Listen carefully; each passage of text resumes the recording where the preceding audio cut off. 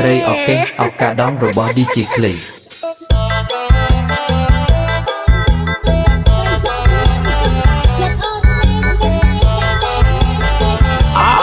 ហើយរបាត់ហ្នឹង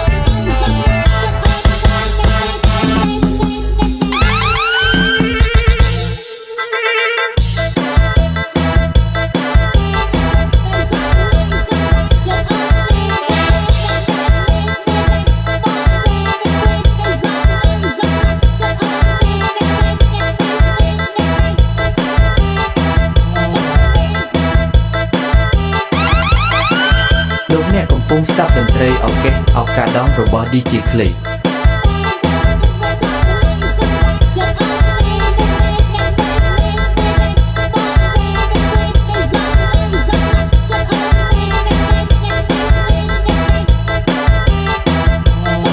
ខ្ញុំនឹងថាអ្នកទាំងអស់គ្នាពេលនេះសុទ្ធតែផ្ទះសារចង់រំខ្លាំងណាស់ពេលនេះខ្ញុំសូមប្រកាសពិធីរំលែកចាប់ផ្ដើម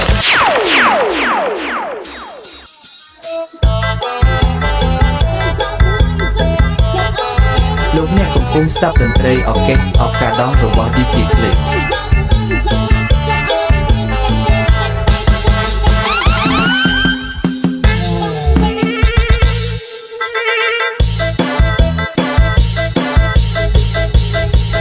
ខ្ញុំនឹងថាអ្នកទាំងអស់គ្នាពេលនេះសុទ្ធតែផ្ទះសារចង់រំខ្លាំងណាស់ពេលនេះខ្ញុំសូមប្រកាសពិធីរំលែកចាប់ផ្ដើម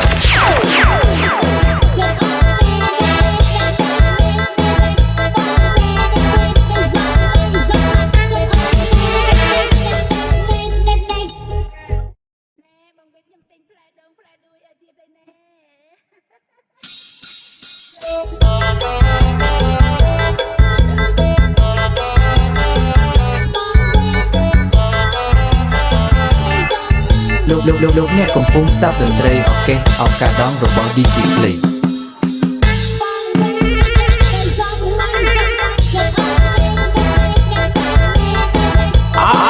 ហើយរបាត់ហ្នឹង